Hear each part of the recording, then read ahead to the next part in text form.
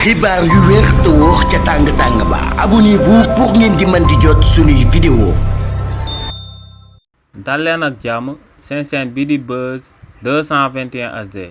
kii di docteur Khadim Bamba Ndiaye di akub économiste bu kenn dootu présenté ci réew mi di Sénégal ginnaaw ba waa FMI taxawee temm daal di wax ne dootuñ lebalati réewu Sénégal xaalis tant que ñooñee andiwuñ ay firnde jëmale ko ci xaalis bi nga xam ne moom la régime président Macky Sall leboon ba noppi di ko daal di nëbb. kii di Khadim Bamba Ndiaye yëkkati na ay kàddu daal di koy jëmale si li ni mel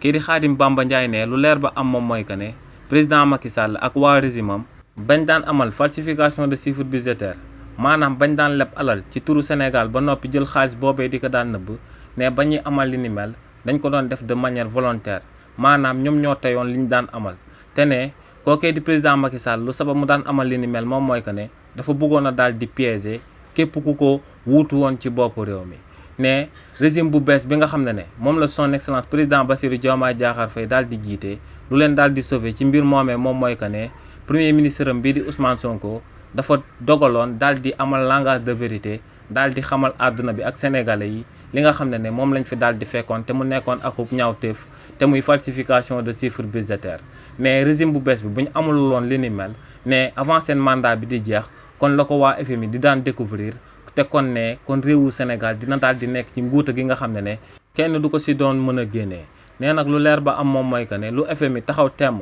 ne du lebalati réewu Sénégal tant que ñooñee joxuñ ay firnde jëmale ko fu waa régime président Macky Sall dugaloon xaalis boobee ñu doon jël ne loolee akub mal nécessaire la ne waa FMI buñ financé tout réewu Sénégal nee na Sénégal gën a retourné wu fu mu daal di nekk te muy marché de l'UEMOA ndax ne foofee moom la risques yi gën a daal di baax pour réewu Sénégal ndax ne foofee da ngay daal di lebee en franc CFA daal di fayee en franc CFA te ne bu fekkee ne waa FMI ñoom ñoo la daal di àll xaalis ne devise bi en dollar lay daal di nekk te ne loolee baaxul ci réewu Sénégal ndax ne devise u dollar day yéeg